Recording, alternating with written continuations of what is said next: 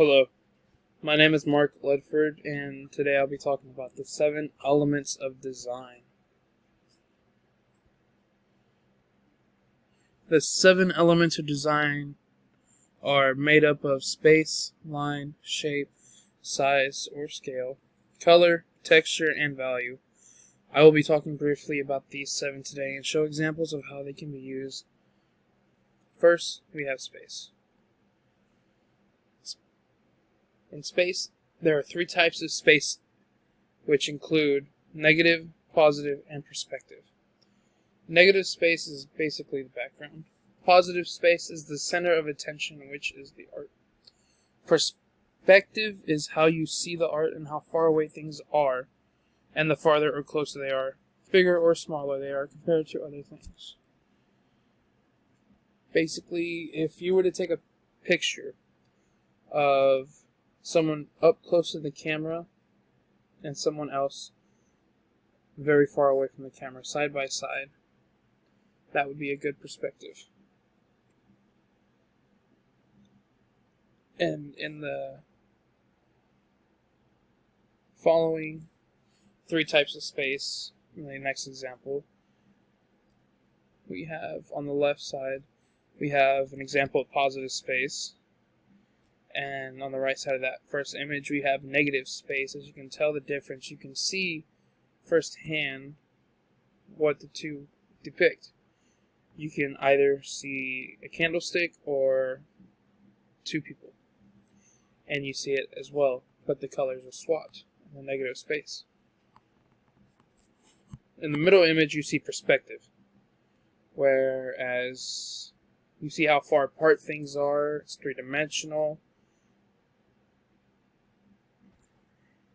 And then the last one talks about both perspective, positive, and negative space. Next, we have line. And a line is the mark between 2 points that can either be straight or curved. It can be vertical, horizontal, diagonal, curvy, zigzagged, or implied. A line is one of the fundamental aspects of drawing. Without the line, you wouldn't be able to have most of the elements of art. Now, in the next slide, we'll have some examples of lines. We have the 6 types of lines on the left image, showing vertical, horizontal, zigzag, diagonal, curved, and implied. As you can tell, they're specifically different. As vertical go up and down, horizontal goes left and right, zigzag basically makes a little zigzag, while diagonal goes from the bottom left corner to the right corner. Curved, well, it's curved. And implied looks like it has just a couple dots that form a line. And in the right image, it shows a bunch of crazy lines that start at the same spot and end differently. Next, we have shape. Shape can be in any form of multiple lines that create a design. It must be a 2-dimensional image. It must be closed, not open, and only have a height and a width. Shapes can be used to change our perspective of a composition or project or design. These are some examples that we have of shapes. We have a triangle and a circle on the top left and some random shape. And then the second image, you have the 2 depictions of a shape and a form. And then on the bottom, you have a square, triangle, circle, star, pentagon, oval, hexagon.